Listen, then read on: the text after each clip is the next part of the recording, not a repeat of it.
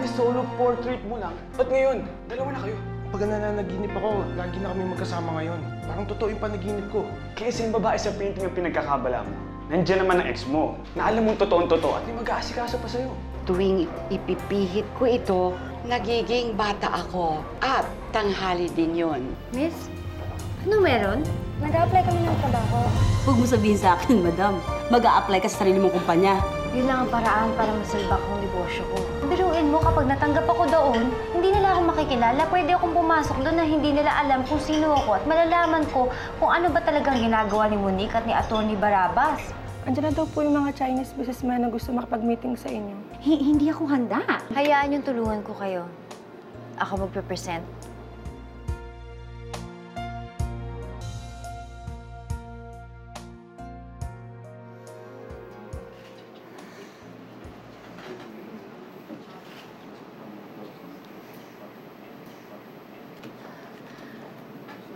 How can you help me? Aplikante ka nga lang eh.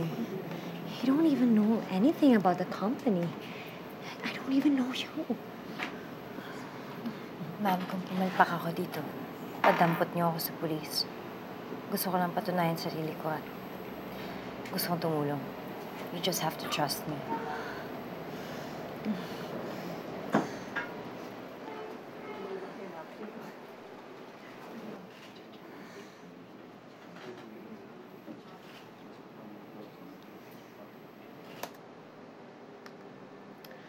The Dorado Cocoa industry specializes in health and well-care product development and marketing. We provide our clients, locally and internationally, world-class healthcare products for more than 40 years now.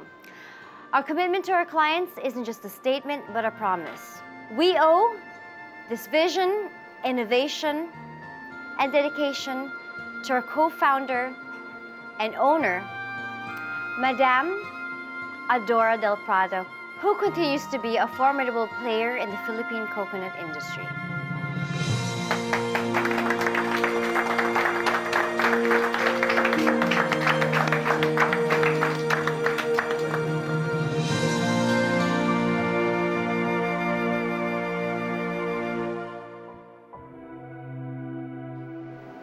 Can we set up a meeting to discuss the business in details?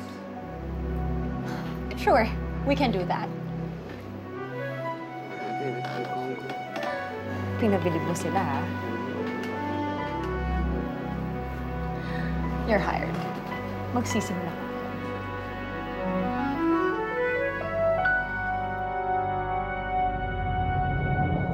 I'm just wondering, Isadora, kung bakit ang dami mong alam tungkol sa company. Sikat ang kumpanyang Del Prado Cocoa Industry. Trabaho din ako sa kalaban yung kumpanya. Kaya napag-aralan ko at nag-research ako tungkol sa kumpanya niyo. May website pa nga kayo, di ba? Pero alam mo, impressed talaga ako sa presentation mo kanina. Swerte ka, ha? Hindi talaga ako nag-comment or madaling ma-impress. And for that, I'll show you the plantation. Hello, Susie. Oh, kamusta na kayo ni Lola?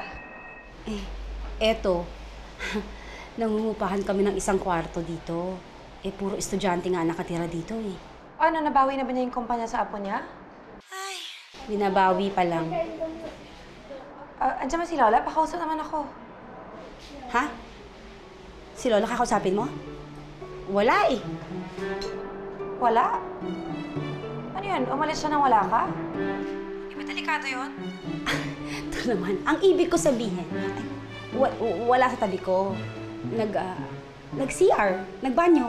Tawagan na lang kita paglabas niya, ha? Oo, sige, sige. Pero ano naman tayo? Tambay naman tayo. Baka pwede ako mag-overnight dyan. Dito? Overnight?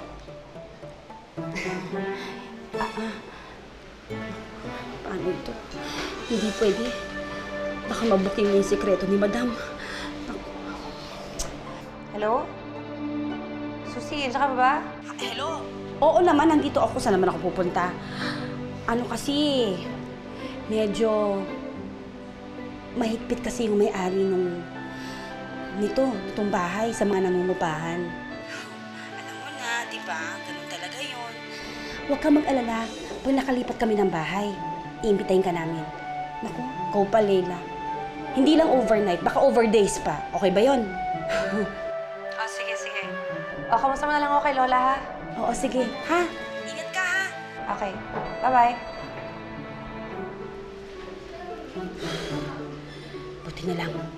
Buti na lang talaga hindi nangulit tong si Leila. Kung nagkata, naku, delikado. Paano kung makita niya yung pagpapalit ni Madam mula sa pagkabata, matanda, bata. Naku, kamusta na kaya talaga si Madam?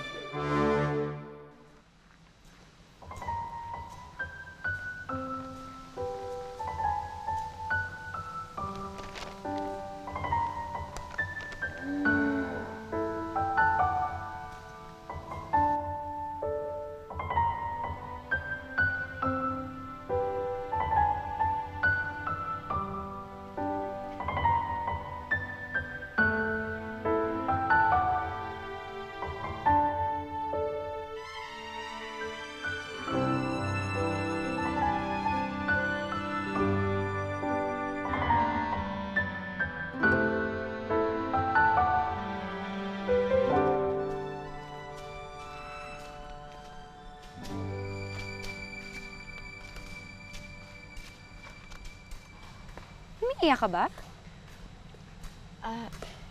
Hindi, napuwing lang. Well, I'm gonna sell this plantation and magtatayo ako ng bagong negosyo. Tara, pakita ko sa'yo. May I ask why?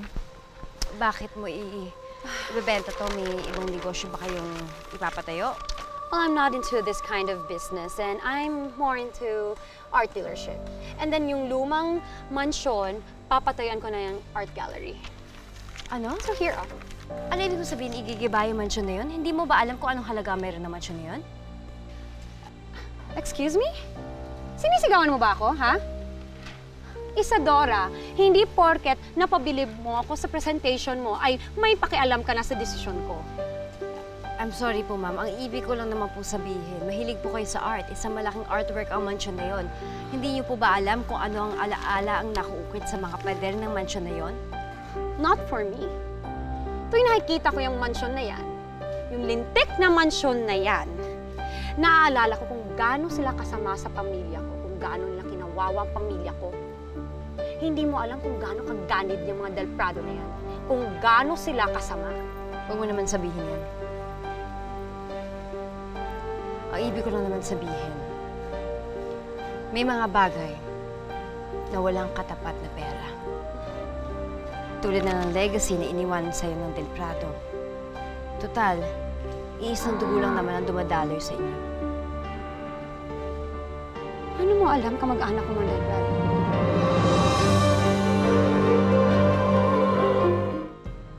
Yun po ang akala ko. Doon sa mga kunento niya sa akin, akala ko magkamag-anak kayo.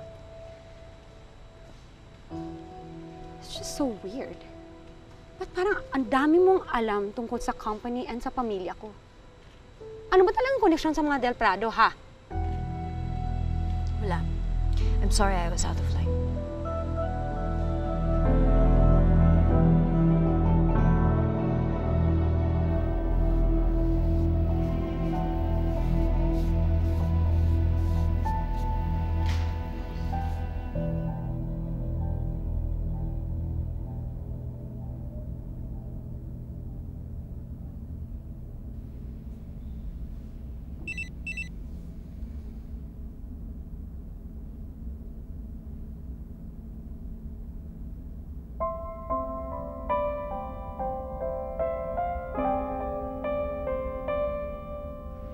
Kasi yung babae sa painting ang pinagkakabala mo. Nandiyan naman ang ex mo, na alam mong totoong-totoo at di mag-aasikaso pa sa'yo. Tama nga siguro si Kevin. Si Leila na lang pagtutuunan ko ng panahon. Kakalimutan ko na yung babaeng pinipinta ko. Makikipagbalikan na ako kay Leila.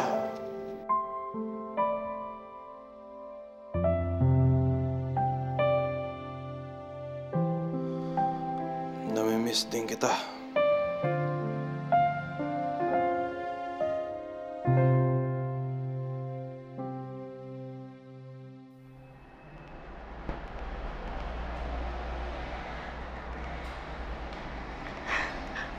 O bakit parang kinikiliti ka naman dyan? So, nag-reply si Pato. Miss rin niya ako. Miss na rin daw niya ako, Maggie. Naku, friend, mukhang magkakabalikan na nga kayo. Oh my gosh, sana. Talaga ko na pinagdadasal to. Ano sabihin ko? Sabihin mo, Mami, kita kayo.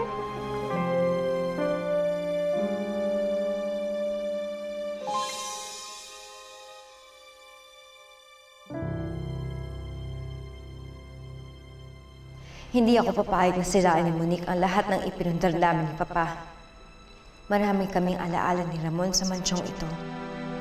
Ito na lang ang nag-iisang saksi sa aming pagmamahalan noon.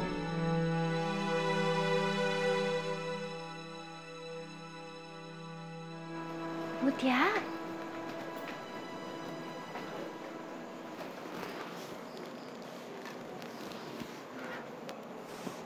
Mutya, ikaw ba yan? Namiss kita, ha? Pasensya ka na kung hindi kita nabalikan. Sa panganib kasi ang buhay ko nun, eh. Pero ang importante, nandito na ako. Sasama na tayo ulit. Bakit mo alam ang pangalan niya?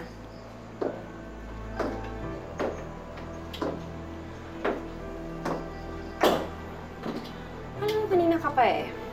Duda na talaga ako sa'yo. Masyadong marami kang alam sa mga Del Prado. And you look so familiar.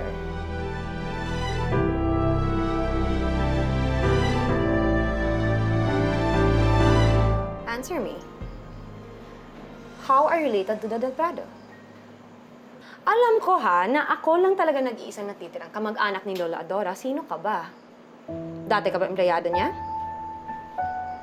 Hindi. Eh bakit alam mo yung pangalan ng pusa? Ano? May pangalan kasi siya dito, eh. Akin na nga yan. Uwi ko na to sa Manila.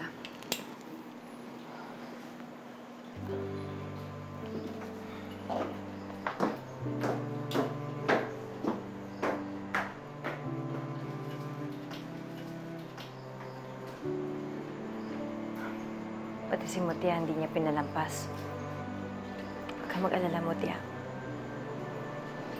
Isa ka sa mga babawiin ko. Hindi ko ahayaan na makuha ka niya dahil sa ganib niya.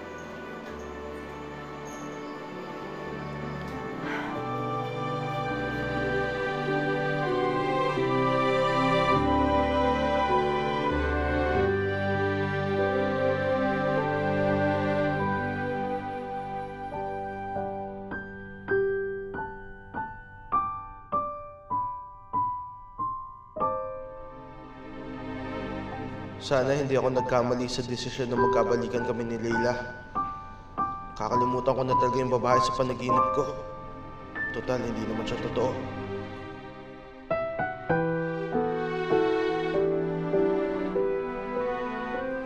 Tuwing nakikita ko yung mansyon na yan, yung lintik na mansyon na yan, naaalala ko kung gaano sila kasama sa pamilya ko. Hindi mo alam kung gaano kaganid yung mga Del Prado na yan. Kung gaano sila kasama. Hindi ko pwedeng hayaan na mabenta ni Monique ang plantasyon. Kailangan gumawa ko ng paraan. Kung kailangan ko ibuwis ang buhay ko, gagawin ko. Hindi niya pwedeng mawasak ang naging isang alaala ko kay Ramon.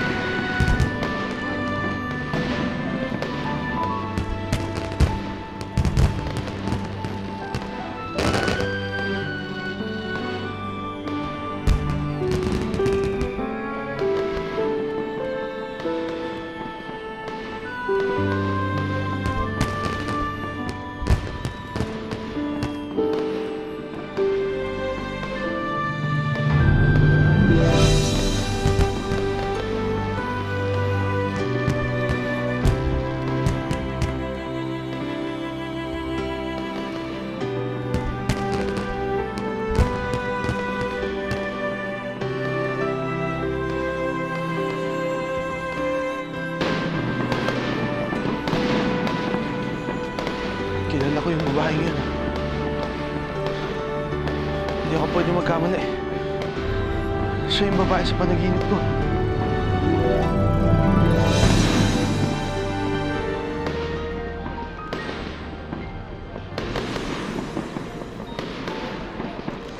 Miss! Sorry, shit, padaan lang. Sorry po, sorry. Sorry.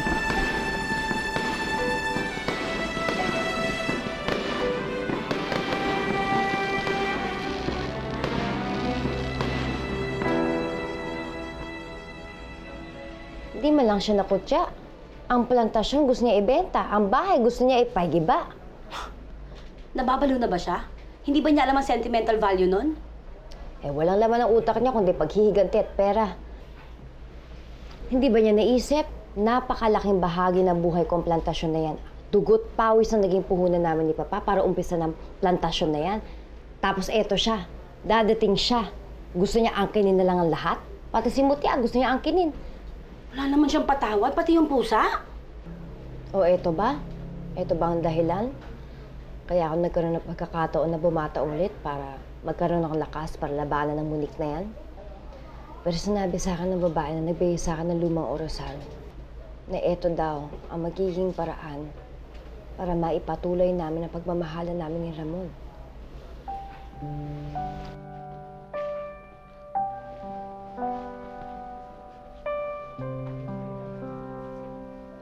Madam, di ba patay na po si Ramon? Kung ipagpapatuloy niyo po yung pagmamahalan niyo, malamang sa kabilang buhay na yun. Pero ayaw ko namang mawala kayo kasi gusto ko pa kayo makasama eh. Pero kung ganito naman, puro problema. Parang gusto ko na lang sumama kay Ramon.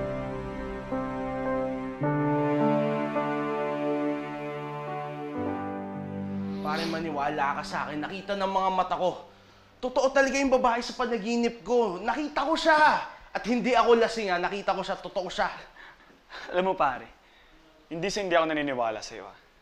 Pero kaya mo siya nakakita. Kasi siya ang laman ng isip mo. Hindi ko siya imahinasyon lang, okay? Sigurado ako kung hindi humarang sa akin yung mga tao kanina, nahabol ko siya, nakilala ko pa siya. Pare, ganito yan, ha. Tingnan mo. Si Leila dapat yung ipinipinta mo. Siya yung nakikita mo at nakakausap. And yet, sino ba lumalabas sa ipinipinta mo? Yung babae sa panaginip mo? Pare, ang labo mo. Pare, parehas tayong artist. Alam ko kumakawala tayo sa reality. Pero, huwag nating kakalimutan bumalik sa realidad ng buhay. Pare, yung totoo dito, si Leila. Hindi yung babae sa panaginip mo ang ipinipinta mo sa canvas. Think about it, pare.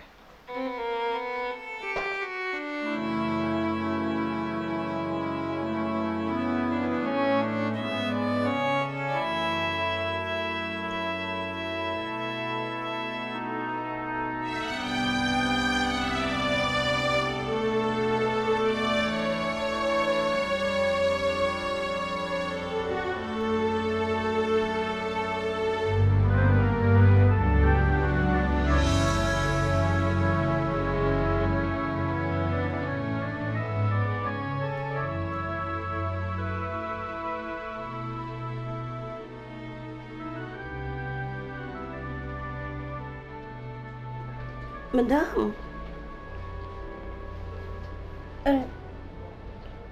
Okay lang.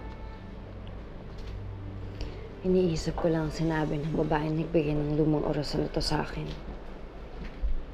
Na ang pagmamahalan na ipinagkaila sa akin ay mapapatuloy gamit ang lumang orasan ito. Ito daw ang susi sa pagmamahalan na walang katapusan. Ay, nako, madam. Ang ibig mo bang sabihin na kaya ka pinapabata ng orasan na yan, para dun sa kahawig ng asawa mo na bata rin? Hindi kaya. Nakita ko ang kahawig ni Ramon nung natuklasan ko tungkol sa lumang orasan ito. Madam, ayoko sana ikaw paasahin, pero gusto ko lang sana ipaalala sa'yo. Ibang tao yun, ha? hindi pa siguro ngayon ang panahon para magkita kami. Tama. Tama yung sinabi mo, madam. Kasi dapat, meron kang paglaanan ng tong atensyon mo na mas importanteng bagay. At yan ay walang iba kundi ang bruha mong apo. Di ba po? Tama. At bukas na ang pirmahan sa plantasyon. Bukas na po? Bukas na. Pero huwag kang mag-alala dahil may naisip na akong paraan. Kaya matulog na tayo dahil maaga pa tayo bukas. Halika na.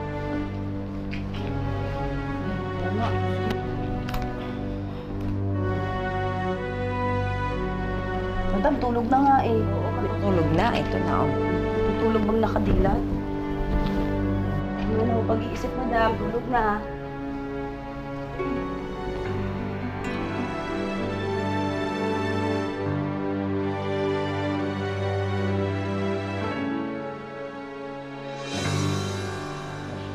Para saan tong regalong to? Nagpapasalamat ako sa'yo. Para saan? Para sa lahat. Sa pagpapatuloy mo sa akin dito, sa kabaitan mo, sa pagbenta mo sa akin.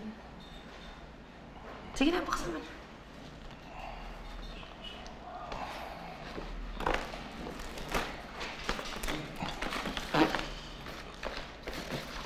Sana magustuhan mo.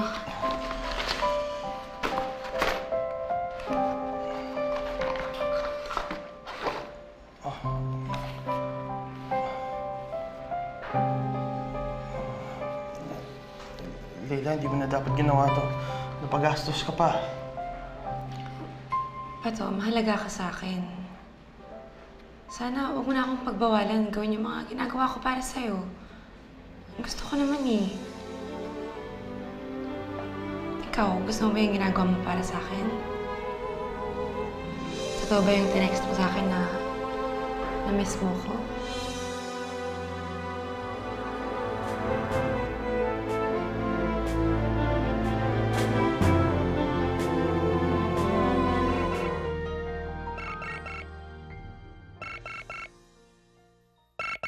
Sandali lang si Kevin. Oh, Kevin, balita. Oh, okay, sige. Pupunta na ako dyan. Sige. Leila, sorry. Si Kevin yun. Nagpapatulong siya. Meron lang kami kailangan tapusin eh. Pakilock na lang yung pinto pag alis ko may susi din naman ako eh. Tsaka salamat ulit sa regalo. Kaya una na ako.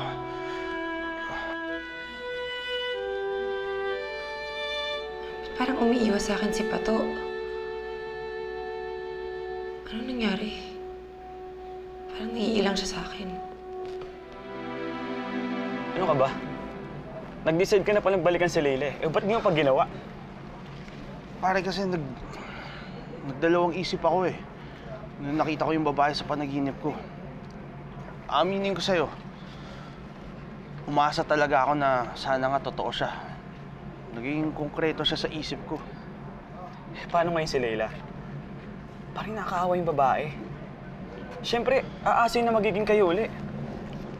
Alam ko, kasalanan ko naman lahat to eh. Dahil lang dun sa babaeng nakita ko sa panaginip ko. Baka naman hindi talaga siya yun. Pare, maliwala ka sa akin, wala ka mapapala doon. Si Leila, lagi nasa tabi mo. Bakit tumitingin ka pa sa iba?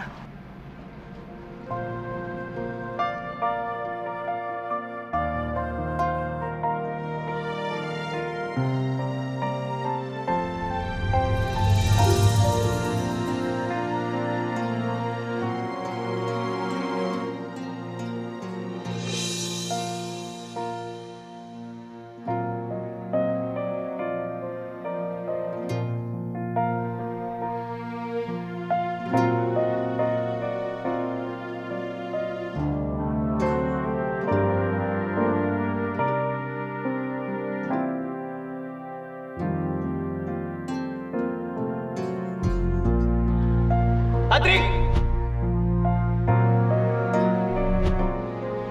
Nasaan ka na ba? Kailan ba tayo magkikita? Sana tama nga ang sinabi sa akin ng babaeng nagbigay ng orasan na to.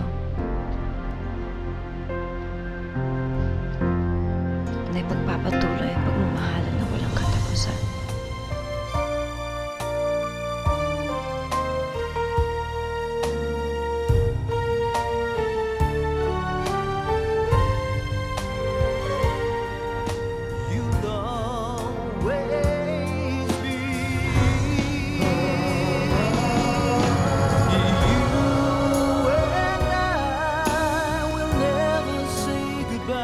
Ano po ba yan? Kailangan ko ito mamaya sa pagharap ko kina Monique at si Attorney Barabas. Lalabanan ko yung dalawa na yun, ng ngipin sa ngipin. Are you sure this is the contract? Yes. Why?